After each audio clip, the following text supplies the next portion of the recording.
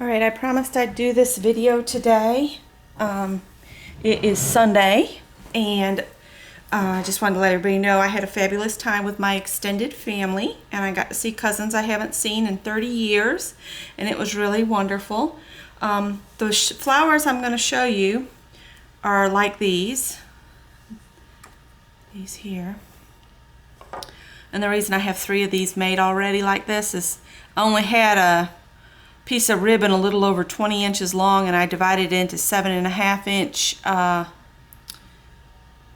segments and made these flowers. So this is 7.5 inches of ribbon that is 5/8 inch, and I'm going to show you how I do those. This ribbon's just a little bit narrower, and so I think I did 8.5 inches of ribbon to get it that full on that one. And that is a Valentine ribbon, but I think it just could be used anytime. Once you draw it up, you can hardly tell there's hearts on there. This is just the little narrow ribbon like you get in the dollar bins at Joann's, you know, the best value organdy ribbon. That's, I think this is 3/8. No, half, 1/2 inch. I'll give you one this size, and you can see in comparison to this one how much different you get. And this was 7.5 inches of the ribbon too, and you see how much fuller it is, because the narrower the ribbon, the more it'll bunch up and be more full. If you want this one to be as full as this, you just use a longer piece of ribbon. Okay? And then I've got this one made out of some organza too, and I wish I'd made it just slightly fuller. But what you do is you just make one if you need a bunch all the same size, and see if you like that size. And if you don't, just add a little bit of length to it. And here's another one, and this one is made with this ribbon here, and it is 3/8. So this one's slightly smaller than a half. And there's that one. And then I made a couple that are kind of a cream, and I thought I'd use the same color centers, but apparently I didn't. This one's a little more toward the purple than the pink. So there's those. So now I'm gonna show you how to do these real quick. So I think everybody really wanted to see the smaller ones. So here's my ruler. Let's see, I guess we'll do a pink one. And I just take my ruler and I measure out 7.5 inches. I got my handy dandy favorite scissors. See, Meme? These are Scotch and they stay sharp. And I got them for $5 at Kmart. So that's why they're really good. Then I take a cigarette lighter. You can use a candle too, but I don't have one burning right now. And I just go like that, and it seals that in. I do that to both ends. Don't want to do too much. You don't want it to be too wonky. And then I simply got a needle with some thread doubled through. And when I tie a knot, I just take it, I wrap it around my finger, and I roll it off and then pull. And you have a knot. Now, to keep the tails from showing, I'm going to snip them off a little bit closer to the knot, because I just use white thread. It doesn't matter what color flower I'm making, I use white thread. And then I'm going to take this, and I'm just going to do a running stitch. But with it being so small, you want it to be less than 1/4 inch between them, maybe 1/8 of an inch, so you get a nice ruffle. And you just do that all the way down the length of this. And I know a lot of people, they know how to do these.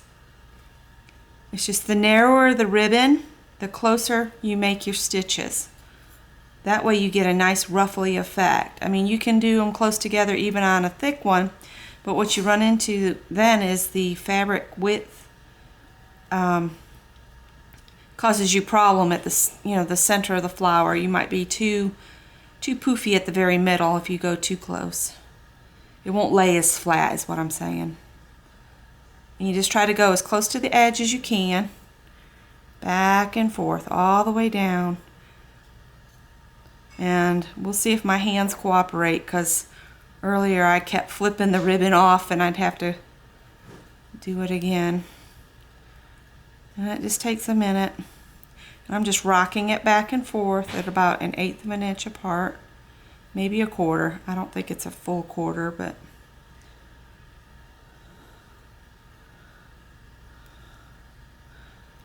up, see, there I go. All right, so we gotta go this way. And I try to end it so that it's coming out of the side facing me.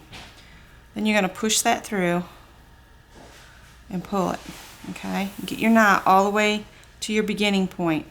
Now before you start attaching it together, I try to spread these, spread the space out so you don't have one section of your flower that is too gathered. Spread them out so it's kind of even to begin with.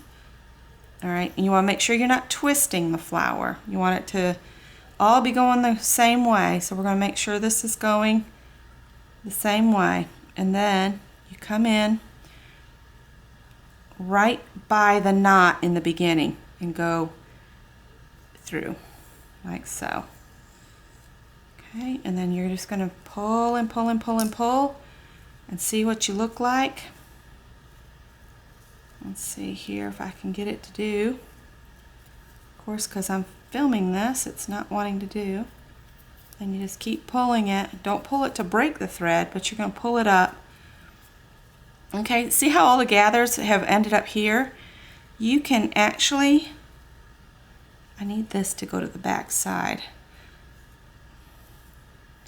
We'll work that out here in a minute.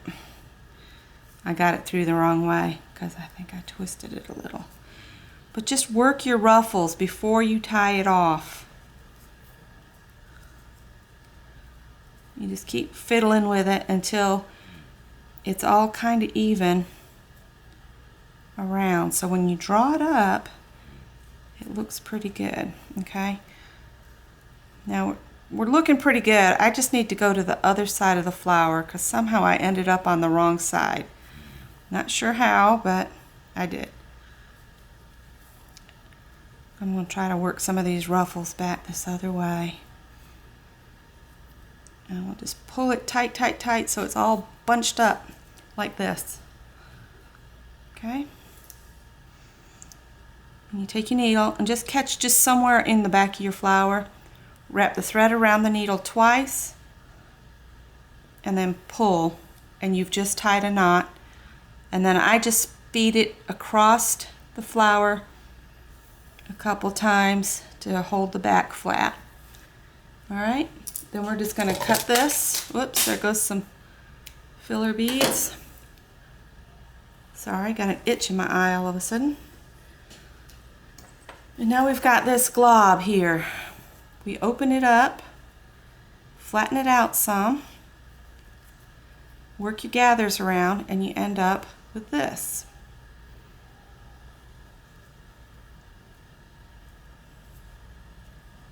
Like so. Now, on the back, I just use my little paper punch, and I've punched out a whole bunch of these little teeny paper things. And I love Fabri-Tac. It's my favorite glue. So I'm going to turn it to the back side here and just put a little bit of glue in the middle. And this stuff is almost as bad as hot glue. And you can use hot glue if that's your favorite. I just like Fabri-Tac because it doesn't burn the daylights out of me. And I push that on there, maybe hold it for just a minute. Then the fun part comes. You decide what you're going to put in the middle. Now on these little guys, I've used some tiny little flatback pearls. I'm going to set this on this ruler because it won't stick on it like it will on that paper. See how it's got a like a hot glue strand on it from the Fabri-Tac, but it'll be all right. See, I got all these multiple colored ones. You see, I used a yellow one in that, so I'll use a yellow one in this one too. And I'll make these up as a set of 6, I guess, if I've got enough pink ribbon left. I'm trying to just use what I have on hand. And I just put a tiny, ever so tiny little drop of glue right there in the center.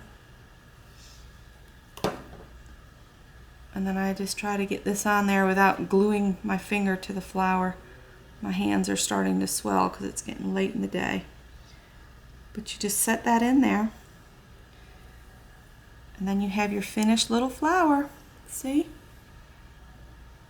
And I just think these turn out so sweet. Now you do the bigger ones the same way, but I would space these exactly at 1/4 inch of when you're doing your running stitch. This one I did a little bit farther away, and you see it doesn't lay as pretty as this one. So I'd make sure I have at least 1/4 inch between each of my running stitches, you know, between each space that you make. So I hope that helps. Now as far as the flowers like these like this, I can't really show you how to make these right now because I don't have any more of these pressed flower pieces. And I didn't pick up anything at the Dollar Tree the other day because they didn't really have a lot. But when I get some more petals or whatever, I will make some more of these and show you how I make these, okay? And I think that's all I have to share. I think the smallest ribbon I would attempt doing these on is, I was going to say the 3/8, but I have some 1/4 inch here. I guess we could try one at 1/4 inch if I can get it open. Yeah, if being the operative word. I should have opened it before. This stuff is on there good.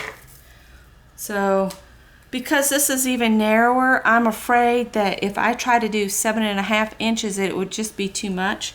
So let's try 6 inches for this narrow ribbon.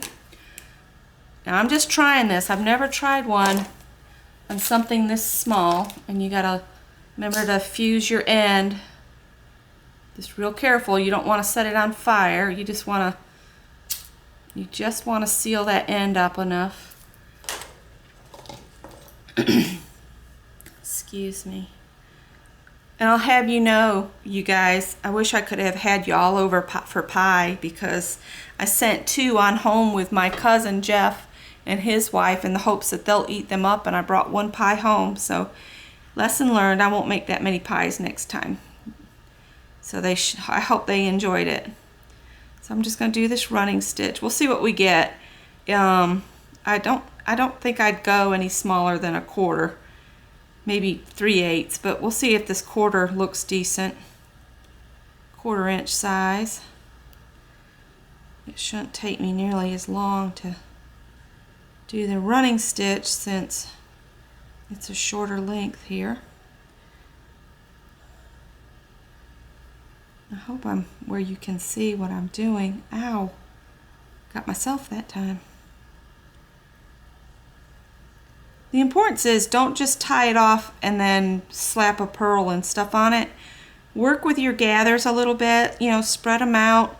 Work with the flower until it's laying pretty flat. Then add your back piece and then add your little pearl, or, you know, whatever you want to use as your center. I've used buttons. If you tie thread through them and leave the thread at the front of the button, it looks just like a stamen.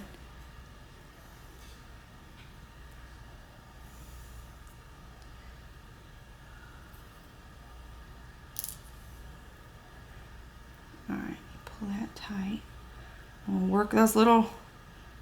Oh, that's sweet. Sweet. Okay, so we'll pull that tight up. Tie my little knot, wrap it twice, pull it through. This one won't take but a second to finish off here. Trying not to stab myself. What did I do with the scissors? Okay, let's see what we get here. It's going to be a tiny little one. But you know what? That could be sweet on a card. So work your work your gathers around a little. Okay, oh, look at it, isn't it cute? Okay, I'm gonna move that needle so I don't drop it on the floor. I've kind of done that before, and it's not a pleasant thing to find in the dark. All right, let's see if my little dot is too big for it. It almost is. We're gonna go for it. I've left my glue open. That's a bad thing to do.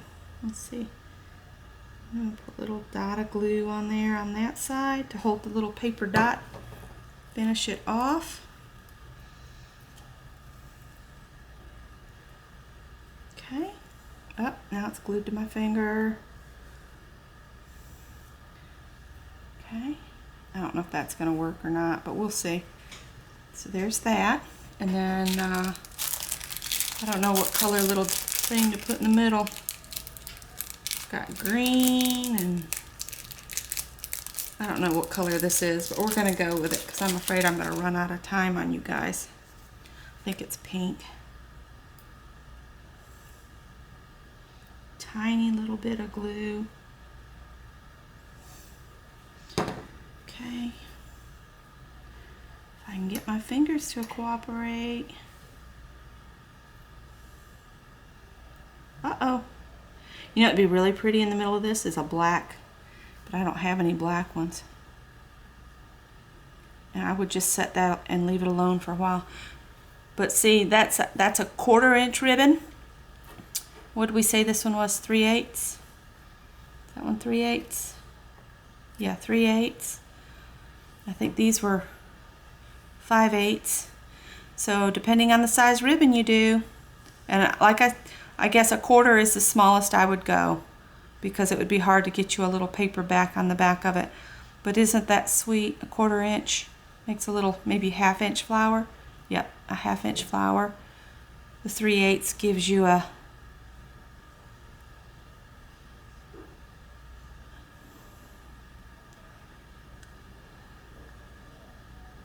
maybe 7/8 inch flower. So anyway, I hope that was helpful. If you have any questions, just let me know and I'll do my best to answer them. Thanks for watching. Bye now.